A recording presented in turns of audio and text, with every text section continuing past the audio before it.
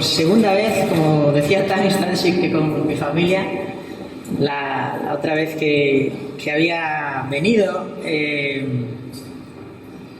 justo minutos antes de salir, uno de nuestros hijos se puso fatal y tuvimos que cambiarles de planes. Así que vine yo solo y ellos tuvieron que quedarse en casa. Pero en esta ocasión ellos pudieron venir y bueno, es una alegría para nosotros estar aquí con todos vosotros. Traigo saludos de la iglesia allí en Marín. Me pidieron que os saludara y que os invitáramos a ir. Así que estáis todos invitados a acercaros a Marín cuando queráis. Tenemos reuniones todos los domingos y los jueves, si queréis también acercaros por la semana. Allí estaremos, ¿vale? Muy bien. Pues, si os parece, vamos a orar otra vez un momentito, ¿vale? Señor, queremos adorarte a ti en esta mañana por la cruz y por todo lo que has hecho por nosotros. Y ahora, al acercarnos a tu palabra, lo hacemos con un profundo temor y una profunda reverencia, sabiendo que abrimos tu palabra, Señor, y que eres tú el que habla a través de ella. Así que ayúdanos, Señor, háblanos en este tiempo. En el nombre de Jesús. Amén. El western es un género de cine que se puso de moda hace ya bastantes años. Títulos súper conocidos, muy conocidos, títulos como El bueno, el feo y el malo, La diligencia, Río Rojo. Actores que han pasado a la historia como Clint Eastwood, John Wayne y otros se hicieron famosos con este género del cine, ¿verdad? En España hemos sido testigos del rodaje de algunas de estas películas que fueron tan importantes, y todavía hoy en el desierto de Almería se pueden ver los escenarios de algunas de estas películas. En estas películas de indios y vaqueros, como se solían llamar, había escenas que no podían faltar. Toda buena película de indios y vaqueros tenía algunas escenas fijas que no podían faltar. Por ejemplo, toda buena película de western tenía que tener una buena pelea en la taberna. ¿Sí o no? ¿Sabéis de qué estoy hablando, verdad? O toda buena película de indios y vaqueros tenía que tener una buena lucha entre indios y vaqueros, donde los indios eran los malos y los vaqueros eran los buenos. O así nos lo querían hacer creer, ¿verdad? Pero si había una escena que no podía faltar en el western, si había una escena que no podía faltar en ninguna película de indios y vaqueros, era la escena del duelo entre el bueno y el malo. ¿Sí? ¿Sabéis a qué escena me estoy refiriendo? Si alguna vez visteis un western, sabéis a qué me refiero, ¿verdad? Esta escena en la que los dos protagonistas se ponían uno enfrente del otro con sus manos a ambos lados del cuerpo, preparados para desenfundar su arma. ¿Quién sería el más rápido? ¿Quién vencería el duelo? Y era un duelo a muerte, porque siempre acababa con un ganador y con un perdedor, y al perdedor le costaba literalmente la vida. Era una escena tensa. Era una escena en la que el silencio solo era roto por el viento. El pueblo estaba normalmente a los dos lados de aquella escena, mirando cómo acabaría todo aquello, y las bolas de paja pasaban impulsadas por el viento, ¿verdad? Y hay una música que estoy tentado a cantar, pero no lo voy a hacer, que está en todas nuestras mentes, ¿verdad? La tensión se cortaba en el ambiente. Hoy vamos a hablar de un duelo. Un momento que quizá pueda recordarnos, salvando las distancias, por supuesto, quizá pueda recordarnos a un escenario como este, un momento en el que se cortaba la tensión. Y lo vamos a ver en el primer libro de Reyes, capítulo 18. Primer libro de Reyes, capítulo 18, a partir del versículo 20. Y vamos a ver a través de este texto 3 características de Dios que debemos recordar en momentos de crisis. 3 características de Dios que debemos recordar en momentos de crisis. Porque el momento en el que Israel estaba en este texto era un momento de crisis. Era un momento de crisis nacional. Nos encontramos a un Elías en busca y captura. Un Elías que había tenido que escapar. ¿Por qué? Bueno, el capítulo 17 nos lo cuenta. Nos dice el capítulo 17 en el versículo 1 cómo Elías dijo que no habría lluvia ni rocío, tal y como dice el versículo, sino por la palabra de mi boca. De manera que Elías era visto como el culpable de una enorme sequía. Una enorme sequía que había azotado a la nación por varios años. Y nosotros sabemos que no era el poder de Elías el que había hecho aquello, ¿verdad? Elías no tenía la capacidad para parar la lluvia. Sabemos que Dios estaba detrás de todo aquello. Dios era quien estaba al frente de aquella situación, el que había hecho que la nación llegase a una situación realmente crítica. Imaginaros lo que era para una sociedad agrícola como la judía, que de repente dejase de llover por varios años. Y que no hubiese ni lluvia, ni siquiera el rocío de la mañana, por años. Una situación tremenda, una situación en la que Elías, como decimos, era visto como el culpable, pero no solamente como el culpable de que dejase de llover, sino que tal y como había dicho Elías, por su boca todo aquello podría arreglarse. Como dice el versículo 1 del capítulo 17, él tenía la solución, o eso pensaban ellos, para arreglar aquella situación, hacer que la lluvia volviera. De la misma manera que había dicho y había dejado de llover, él podría volver a decirlo y la lluvia volvería. Así que él era visto como el culpable a ojos de todo el mundo. Elías se había convertido en una de las personas más odiadas de la nación y tiene que escapar. Y pasa el tiempo, pasan los años, y Elías se presenta un día ante el rey Acab, un rey terrible. Elías se presenta ante el rey y este era un momento decisivo. Aquel que había condenado a la nación a la muerte, aquel que estaba en busca y captura, se presenta ahora ante el rey de Israel y se presenta para citarle junto con todo el pueblo y con los profetas de Baal y Asera en un monte, el monte Carmelo. Una cita importante, un momento tenso.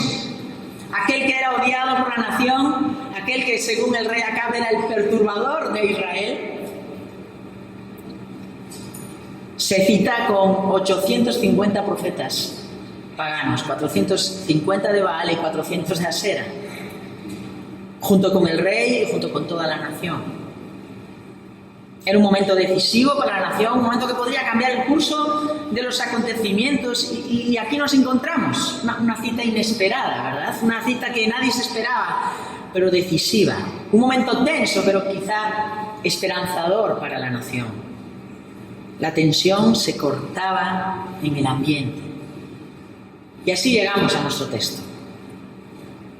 Un texto en el que vamos a ver 3 características de Dios que debemos recordar en momentos de crisis. Y la primera de ellas la encontramos entre los versículos 20 al 24 y es que Dios exige exclusividad. Dios exige exclusividad. Vamos a leer el texto. Primer libro de Reyes, capítulo 18, versículo 20. Acab envió mensaje a todos los hijos de Israel y reunió a los profetas en el monte Carmelo. Elías se acercó a todo el pueblo y dijo: ¿hasta cuándo vacilaréis entre 2 opiniones? Si el Señor es Dios, seguidle, y si Baal, seguidle a él. Pero el pueblo no respondió ni una palabra. Entonces Elías dijo al pueblo: solo yo he quedado como profeta del Señor. Pero los profetas de Baal son 450 hombres. Que nos den, pues, 2 novillos, que escojan un novillo para ellos y lo despedacen y lo coloquen sobre la leña, pero que no le pongan fuego debajo. Yo prepararé el otro novillo y lo colocaré sobre la leña y no le pondré fuego. Entonces invocad el nombre de vuestro Dios y yo invocaré el nombre del Señor, y el Dios que responda por fuego, ese es Dios. Y todo el pueblo respondió y dijo: la idea es buena. Hasta aquí, de momento. Acab cumple y acude a la cita junto con todo Israel. Como Elías le había dicho, el rey reúne a los profetas junto con todo el pueblo en el monte Carmelo. Y lo primero que Elías hace es enfrentar al pueblo. Él les hace ver cómo eran responsables de haber abandonado al Señor, eran culpables de no honrar al Dios que tanto les había dado como nación y habían seguido a otros dioses. Literalmente el texto dice, en el versículo 21, ¿hasta cuándo, dice el texto, cojearéis entre 2 opiniones? ¿Hasta cuándo cojearéis entre 2 opiniones? Y no era la primera vez que lo hacían. Era algo que una y otra vez Israel tiene que ser confrontado con esto, por vacilar entre dos opciones, servir al Señor o bien servir a otros dioses. Por ejemplo, Josué 24:15, quizá viene a nuestra mente, ¿verdad? Aquel momento en el que el líder de la nación, Josué, les dice, reúne a todo el pueblo y les dice: si no os parece bien servir al Señor, escoged hoy a quién habéis de servir, si a los dioses que sirvieron vuestros padres, que estaban al otro lado del río, o a los dioses de los amorreos en cuya tierra habitáis. Pero yo y mi casa serviremos al Señor. Josué 24:15. Así que este ya era un problema con el que Israel batallaba desde hacía muchos años, con el que tiene que ser confrontado una y otra vez.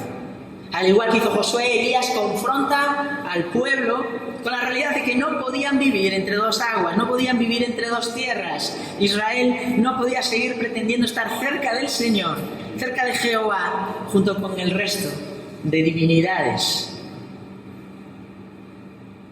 Esto era igualar a Dios con el resto de las divinidades. Y esto era algo que no tenía cabida. En Éxodo 34:12, cuando Dios está dando indicaciones a su pueblo de cómo debían actuar al entrar en esa tierra prometida, esa tierra que Él les había prometido, les dice lo siguiente. Éxodo 34:12: cuídate de no hacer pacto con los habitantes de la tierra donde vas, no sea que esto se convierta en tropezadero en medio de ti, sino que derribaréis sus altares, quebraréis sus pilares sagrados y cortaréis sus aseras. No adorarás a ningún otro Dios, ya que el Señor, cuyo nombre es celoso, es Dios celoso. No sea que hagas pacto con los habitantes de aquella tierra y cuando se prostituyan con sus dioses y les ofrezcan sacrificios, alguien te invite y comas de sus sacrificios. Porque había una pregunta que flotaba en el ambiente en aquel día. Había una pregunta que estaba en el ambiente. ¿Quién es el verdadero Dios? ¿Quién es el verdadero Dios? Esto es lo que realmente estaba en juego en aquel día. Que el Dios de la gloria, aquel Dios celoso, como acabamos de leer, aquel Dios que no comparte su gloria con nadie, que ese Dios fuese ninguneado. Si el Señor es Dios, seguidle. Y si Baal, seguidle a Él. ¿Quién es el verdadero Dios? ¿Qué Dios merecía su servicio? ¿El Señor, Jehová o Baal? Y a continuación en nuestro texto aparece una frase que a mí me parece muy trágica. Muy trágica. Versículo 21, al final dice: pero el pueblo no le respondió ni una palabra. El pueblo no le respondió ni una palabra. El pueblo no dijo nada. Y esto no era lo que había ocurrido en tiempos de Josué.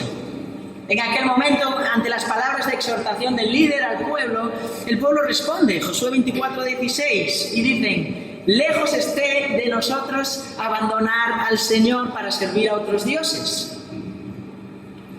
Pero que este momento, a pesar de la situación de crisis por la que estaban pasando, a pesar de lo desesperados que estaban como nación, no responden ni una palabra.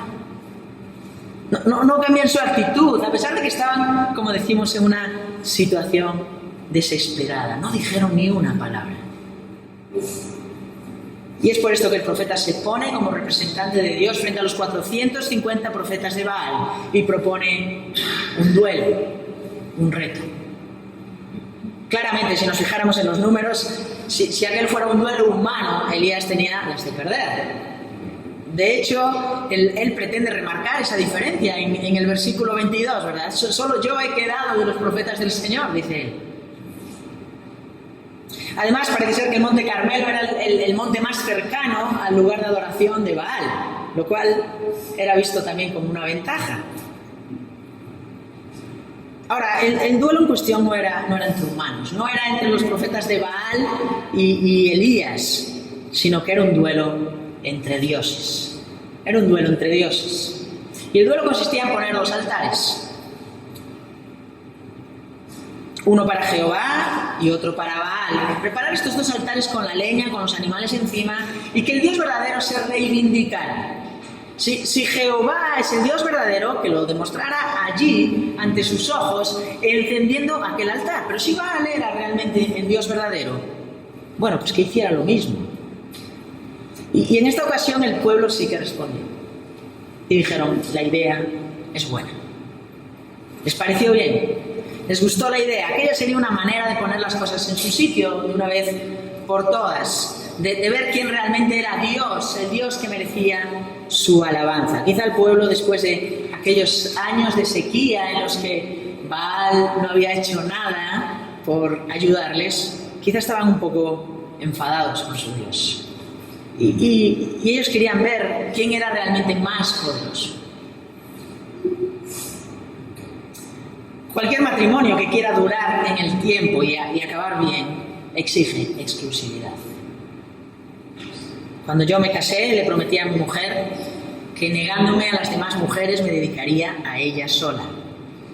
Y por mucho que se nos diga que puede existir otro tipo de relaciones, lo cierto es que cualquier matrimonio sano que quiera permanecer a lo largo del tiempo exige exclusividad. Porque esta es la base del matrimonio. Dos personas, hombre y mujer, que se quieren y que quieren pasar el resto de su vida juntos. De la misma manera, Dios exige exclusividad por parte de sus hijos. ¿Qué piensas de Dios? ¿Estás jugando entre dos aguas? Porque, aunque es cierto que este era un problema frecuente en Israel, debemos reconocer que es un problema frecuente en el pueblo de Dios a lo largo de la historia. Sí crees en Dios, pero crees que no es incompatible con un estilo de vida que no le refleje a Él ante los que te rodean. Sí, te dices cristiano, pero eso no quita que el resto de la semana vivas tu vida como si Dios no existiera. Tu trabajo merece tu servicio. Tu familia merece que le prestes toda la atención del mundo. Tu tiempo libre y tu descanso son prioritarios para ti. Y todas estas cosas pueden ser más o menos importantes, por supuesto. Pero, ¿quién es tu verdadero Dios? Porque la Biblia afirma que no puedes servir a dos señores. Solamente puedes servir a uno. No puedes dividir tu servicio. No puedes compartir la gloria de Dios con ninguna otra cosa. Dios exige exclusividad, al igual que se la exigía a Israel. Y Dios exige exclusividad porque Él es un Dios exclusivo. Y ese es nuestro segundo punto. 3 características que debemos recordar en tiempos de crisis. 3 características de Dios que debemos recordar en tiempos de crisis. La primera era que Dios exige exclusividad. Y la segunda es que Dios es un Dios exclusivo. Dios es un Dios exclusivo. Versículo 25. Y Elías dijo a los profetas de Baal: escoged un novillo para vosotros y preparadlo primero, pues sois los más, e invocad el nombre de vuestro Dios, pero no le pongáis fuego. Entonces tomaron el novillo que les dieron y lo prepararon, e invocaron el nombre de Baal desde la mañana hasta el mediodía, diciendo: oh Baal, respóndenos. Pero no hubo voz ni nadie respondió, y danzaban alrededor del altar que habían hecho. Y sucedió que ya al mediodía Elías se burlaba de ellos y decía: clamad en voz alta, pues es un Dios. Tal vez estará meditando, o se habrá desviado, o estará de viaje, quizá esté dormido, y habrá que despertarlo. Y gritaban a grandes voces y se sajaban según su costumbre con espadas y lanzas hasta que la sangre chorreaba sobre ellos. Y sucedió que pasado el mediodía se pusieron a gritar frenéticamente hasta la hora de ofrecerse el sacrificio de la tarde, pero no hubo voz, ni nadie respondió, ni nadie hizo caso. Entonces Elías dijo a todo el pueblo: acercaos a mí. Y todo el pueblo se acercó a él y reparó el altar del Señor que había sido derribado. Elías tomó 12 piedras conforme al número de las tribus de los hijos de Jacob, a quien había venido la palabra del Señor, diciendo: Israel será tu nombre. Y con las piedras edificó un altar en el nombre del Señor e hizo una zanja alrededor del altar suficientemente grande para contener 2 medidas de semilla. Dispuso después la leña, cortó el novillo en pedazos y lo colocó sobre la leña. Y dijo: llenad 4 cántaros de agua y derramadla sobre el holocausto y sobre la leña. Después dijo, hacedlo por segunda vez, y lo hicieron por segunda vez, y añadió, hacedlo por tercera vez, y lo hicieron por tercera vez. El agua corría alrededor del altar y él también llenó la zanja de agua. Y sucedió que a la hora de ofrecerse el sacrificio de la tarde, el profeta Elías se acercó y dijo, oh Señor, Dios de Abraham, de Isaac y de Israel, que se sepa hoy que tú eres Dios en Israel, que yo soy tu siervo y que he hecho todas estas cosas por palabra tuya. Respóndeme, oh Señor, respóndeme para que este pueblo sepa que tú, oh Señor, eres Dios y que has hecho volver sus corazones. Entonces cayó fuego del cielo, fuego del Señor, y consumió el holocausto, la leña, las piedras y el polvo, y lamió el agua de la zanja.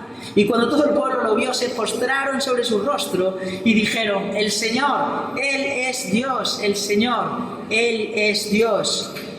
Entonces Elías les dijo, prended a los profetas de Baal, que no se escape ninguno de ellos. Los prendieron y Elías los hizo bajar al torrente Cisón y allí los degolló. Dios es exclusivo. Los versículos 25 al 29 que leímos nos hablan de la humillación de Baal. Vemos como en el versículo 25 Elías les dice, como sois los más, les dice el profeta, y les anima a empezar. Incluso les permite que escojan al mejor novillo, que ellos escogiesen al que quisieran. Los profetas de Baal lo hacen así, preparan todas las cosas, el altar, el animal, la leña, y comenzaron a clamar a Baal. Durante horas estuvieron clamando a su Dios. Estuvieron clamando para que éste se reivindicara, para que enviase fuego sobre aquel altar, demostrando que él era el Dios verdadero. Sin embargo, el texto nos dice que no hubo voz, ni nadie respondió. No hubo voz, ni nadie respondió. Ya al mediodía Elías se burla de ellos, trata de hacerles ver lo absurdo de su actitud. Quizás si gritaban más fuerte, quizás estaba ocupado o durmiendo y no les habían escuchado, pero a pesar de todo los profetas de Baal siguieron. Porque quizá no habían insistido bastante, quizá no habían sido lo suficientemente explícitos, así que tendrían que hacer algo más para demostrar su fidelidad a Baal. Y nos dice el texto que gritaban más aún, e incluso comenzaron a cortarse, nos dice, según su costumbre, como lo solían hacer. Esto era lo que Baal quería de ellos. Se cortaban hasta que literalmente la sangre chorreaba sobre ellos. Nos dice el texto que a partir del mediodía comenzaron a gritar frenéticamente hasta la tarde. Durante unas 6 horas aproximadamente, los profetas de Baal estuvieron sangrando, gritando, bailando y clamando a su Dios. Pero el versículo 29 termina afirmando una vez más que no hubo voz ni nadie respondió. Y añade algo más este versículo. Dice que ni nadie hizo caso. Nadie hizo caso. Literalmente no hubo atención. Baal, no se reivindica ante sus profetas ni ante sus seguidores, permanece callado, permanece mudo, porque realmente no había nadie que pudiera prestar atención. Baal no era real. Eso es lo que dice el Salmo 115, versículo 4. Los ídolos de ellos son plata y oro, obra de manos de hombres. Y esto era lo que estaba ocurriendo. Baal era una invención, no podía atender sus peticiones simplemente porque no existía, no había nadie que prestara atención. Ahora, entre los versículos 30 al 40 vemos la reivindicación del Señor, la reivindicación de Yahvé.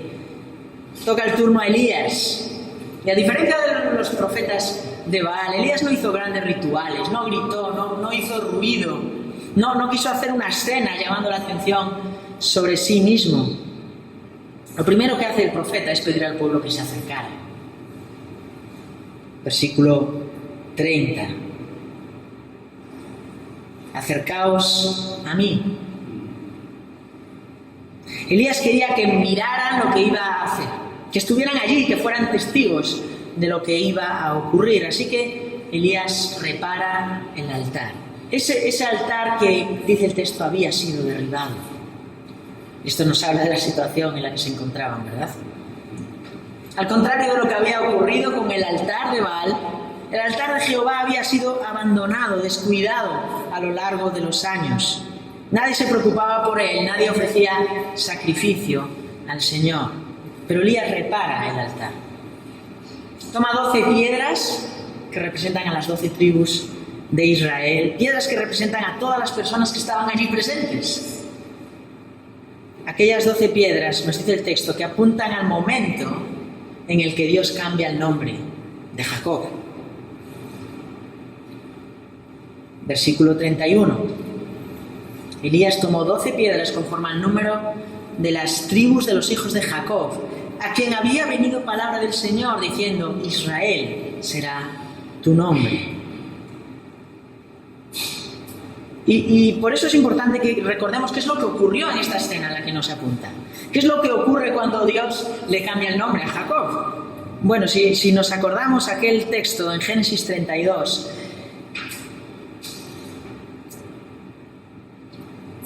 nos habla de un Jacob que lucha contra un varón hasta rayar el alba. Hasta que este varón le disloca el muslo. Jacob se niega a soltarle, aún así se abraza a él, se niega a soltar a aquel varón hasta recibir su bendición, porque él sabe de qué persona se trataba aquel que estaba luchando con él. Aquel varón le bendice y le cambia el nombre y le dice: desde ahora te llamarás Israel. Israel significa Dios lucha. Dios lucha.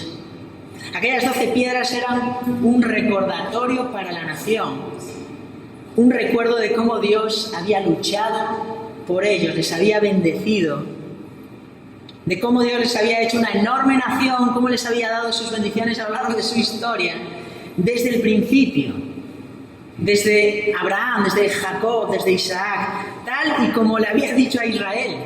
Aquellas piedras hablaban de una historia nacional repleta del cuidado, de la protección de Dios sobre ellas. Elías prepara todo, construye el altar, cavó una zanja alrededor, colocó la leña y tras despedazar el novillo, lo coloca sobre la leña. Todo ante la atenta mirada del pueblo. Baal había fracasado y no se había reivindicado ante el pueblo ni ante sus profetas. ¿Sería capaz Jehová de hacerlo? A continuación, Elías hace algo que llama nuestra atención. Pide que se derramen sobre el altar hasta 12 cántaros de agua. 12 cántaros de agua. Claro, hacer esto en plena sequía, una sequía terrible,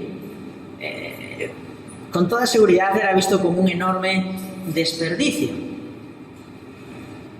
Sin embargo, echan esos 12 cántaros de agua y todo el sacrificio estaba completamente mojado. Probablemente aquella agua provenía del torrente de Cisón, que estaba cerca, y probablemente provenía de allí. Pero lo cierto es que Jehová era ahora la única esperanza para la nación. Como decimos, ya Baal no había respondido, se había quedado callado, había quedado en evidencia ante el pueblo y ante sus profetas. ¿Se reivindicaría el Señor? ¿Sería capaz de demostrar que Él era el Dios verdadero prendiendo fuego sobre aquel altar completamente empapado? ¿Ayudaría a Jehová a aquella desesperada nación? Elías se dirige al Señor y lo hace con una oración a la hora del sacrificio de la tarde, a la vista de todo el pueblo.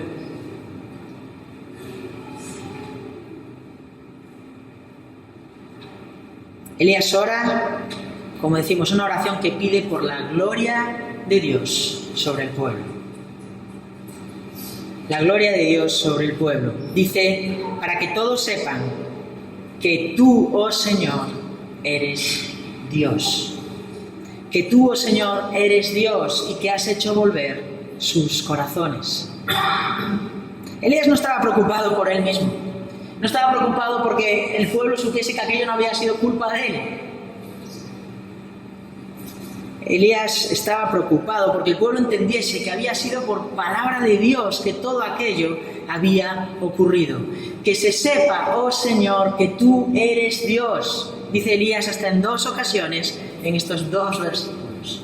Que se sepa que tú eres Dios. Esta era la motivación de Elías.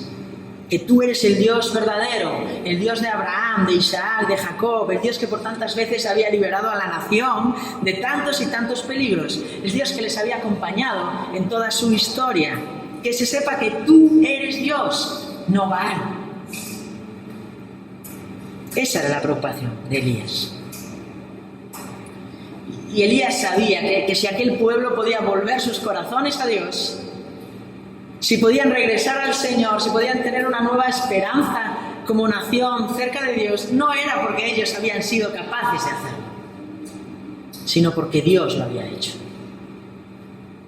Ellos no habían tenido ningún interés en regresar al Señor, sino que había sido Dios el que les había buscado a ellos cuando ellos estaban de espaldas, completamente de espaldas. Y el Señor contesta aquella oración de una manera espectacular, ¿verdad? Nos dice el texto que cayó fuego del cielo que lo consumió todo. El holocausto, la leña, las piedras, el polvo, el animal y el agua. Todo fue consumido por aquel tremendo fuego que descendió del cielo en respuesta a la oración de Elías. Porque Dios está interesado en recibir la gloria que merece. Isaías 42:8 dice: yo soy el Señor, ese es mi nombre. Mi gloria a otro no daré, ni mi alabanza a imágenes talladas. La gloria de Dios estaba en juego en aquel día. Y Dios demuestra que solo Él merece recibir la gloria de parte del pueblo. No Baal, no Asera, no ninguna otra imagen, solo Jehová. El pueblo inmediatamente reconoce a Dios. Y nos dice el texto que se postraron sobre su rostro. Versículo 39.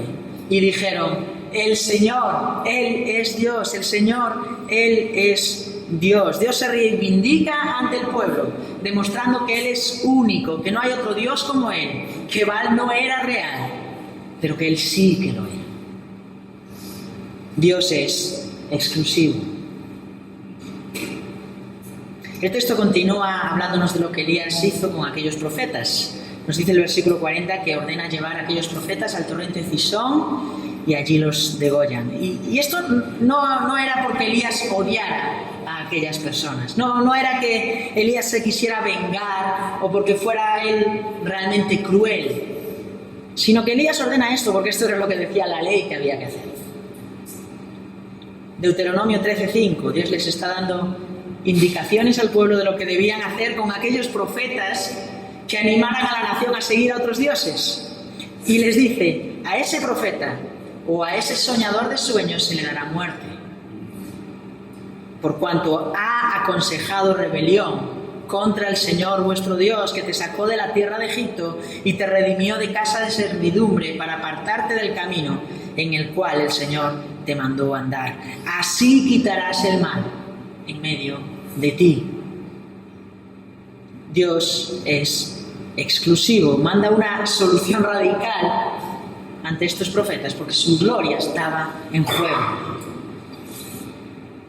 Estos profetas estaban cometiendo la osadía de quitarle al único Dios la gloria que solo Él merecía. La prestigiosa marca de coches Ferrari tiene un departamento que se llama Proyectos Especiales. Este departamento tiene como objetivo la creación de Ferraris únicos, denominados one-offs. Estos tienen un diseño exclusivo basado en lo que pide un solo cliente. Un solo cliente, el cual se convierte, si puede pagarlo, en propietario de un Ferrari absolutamente único en el mundo. Salvando las distancias, por supuesto. Dios es único, exclusivo, no existe otro. Pueden aparecer imitaciones, pueden aparecer competencias, puede aparecer Baal, Asera, puede aparecer tu trabajo o tu bienestar, ponle el nombre que quieras, pero Dios sigue siendo único. Dios nos lo ha demostrado a nosotros tantas veces, ¿verdad? Dios es un Dios único. Dios es el Dios que nos ha salvado, que nos ha dado una nueva vida cuando nadie más podía hacerlo. El Dios que ha hecho volver nuestros corazones hacia Él, cuando nosotros no queríamos, de la misma manera que lo hizo con el pueblo. El Dios que nos ha dado vida cuando nosotros estábamos muertos. Y este Dios único sigue haciendo esto hoy en día. Él sigue demostrando que es el único Dios salvando a personas que no le buscan, arrancándolas de las garras de la muerte y perdonando sus pecados, haciendo volver sus corazones hacia Él. Y esto es gracias a Cristo y gracias a su obra. Este Dios único se volvió a reivindicar años más tarde, en esta ocasión en otro monte. También por medio de un sacrificio, pero en este caso el sacrificio de su Hijo.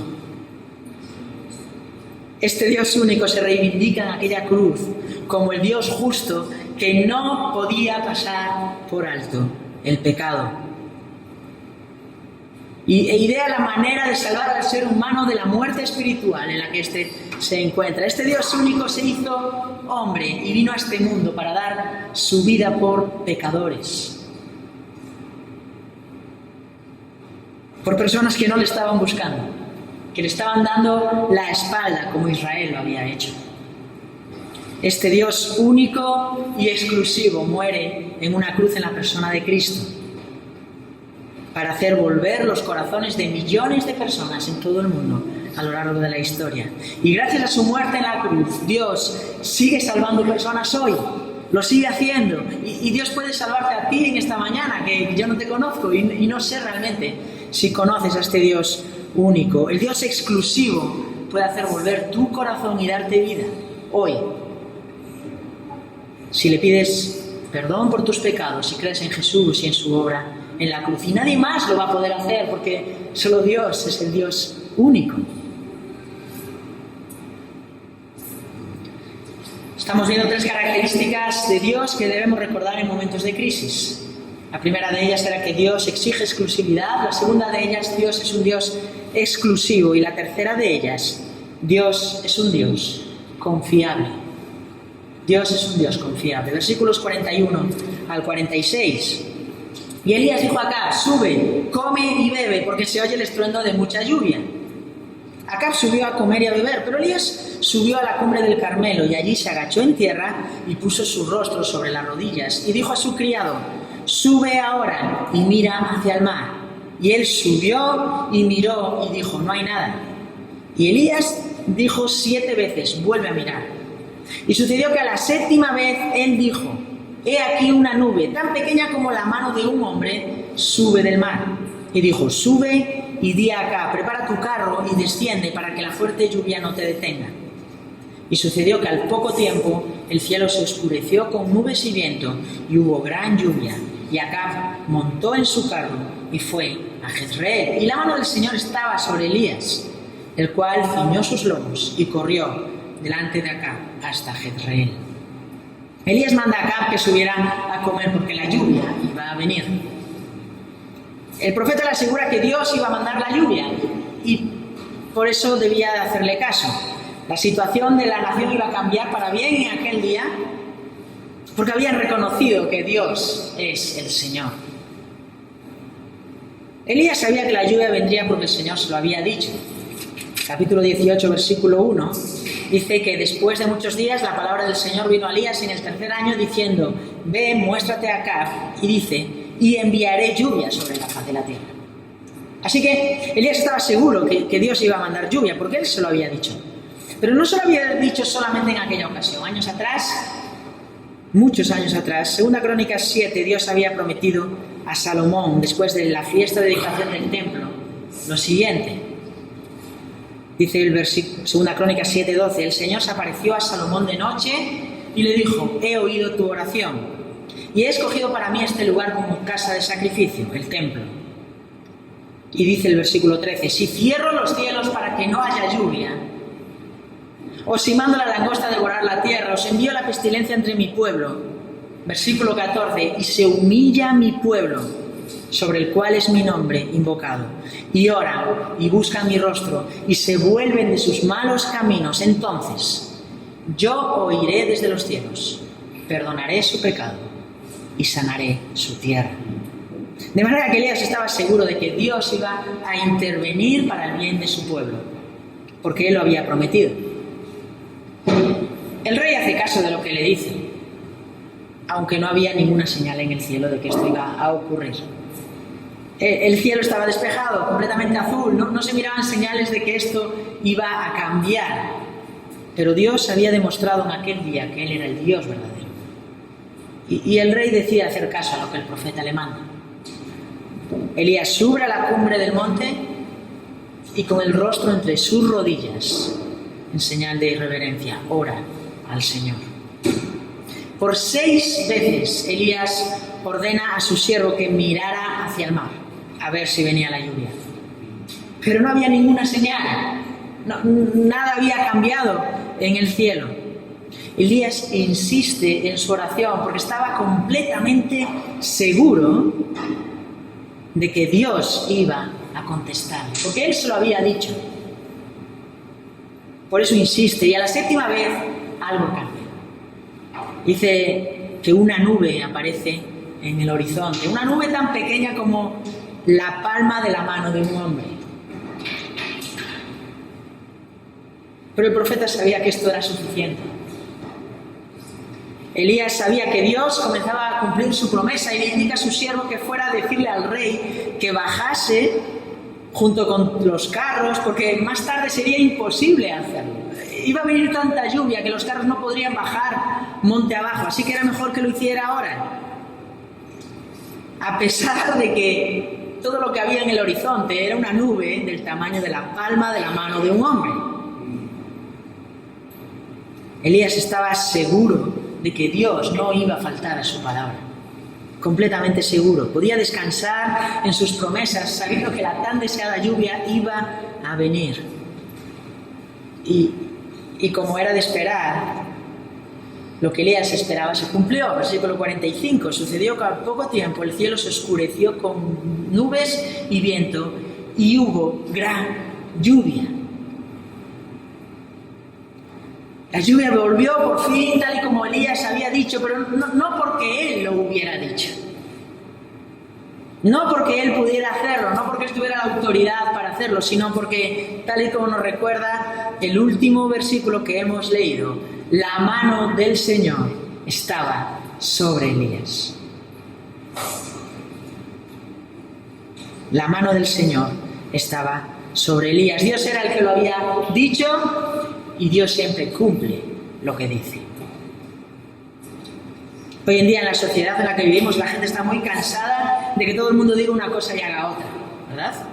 Los políticos prometen pero no cumplen. Existen marcas comerciales que te prometen que sus productos cumplen con una serie de expectativas y cuando realmente los pruebas descubres que no es cierto.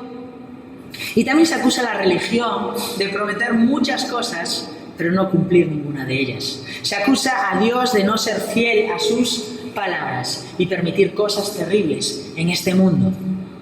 Pero el que afirma estas cosas no conoce al Dios de la Biblia. Porque el Dios de la Biblia, el Dios del que la Biblia habla, es un Dios confiable, un Dios del que nos podemos fiar, un Dios que siempre va a cumplir sus palabras. Ese es el Dios que nos presenta nuestro texto. El Dios que permanece fiel a sus palabras, aunque hayamos fallado nosotros tantas y tantas veces, ¿verdad? El Dios que exige exclusividad, el Dios exclusivo, es también el Dios confiable, el Dios del que nos podemos fiar, el Dios que cumple sus palabras, en cuyas promesas podemos descansar.